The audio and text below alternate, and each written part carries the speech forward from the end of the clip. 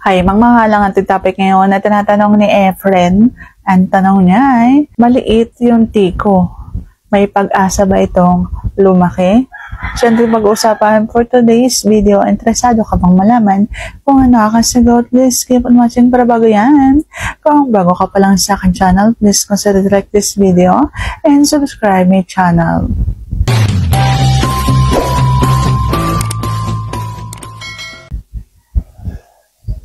Pasensya na kayo, nagliliparan naman ang aking buhok kasi nga po sobrang mainit.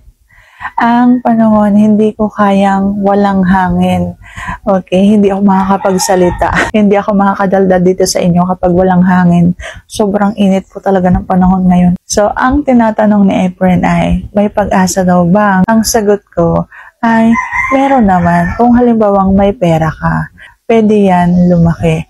Pero, wag mo nang isipin kasi, wag ka nang masyadong mag-isip. Sinasabi ko nga sa inyo na hindi naman mahalaga kung maliit ang timo. Basta magaling kang trumabaho. Basta magaling kang gumamit ng iyong dila, yung iyong kamay, yung iyong timo. Magaling kang humagod, yung mga ganyan. Kasi kahit po maliit, nakakapagpalabas din ng kiliti at ng sarap at ng gata ng isang babae.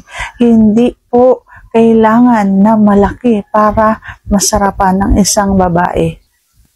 Hindi mahalaga sa isang babae na malaki para dumating sa hangganan. Kasi kahit nga daliri mo lang at dila mo, mapaparating na kami sa aming hangganan. Ganun po, wag laging iisipin na hindi mo papaligaya ang isang babae kapag halimbawa maliit ang iyong tapos sarili mo na lang yung papalabasin mo kasi nga po iniisip mo na hindi talaga kita mapapaligaya. Pasensya ka na kasi ganito lang yung akin. Hindi po dapat ganun yung nasa isip ninyo, ha? Kahit na maliit, dapat ay nakakapuwing.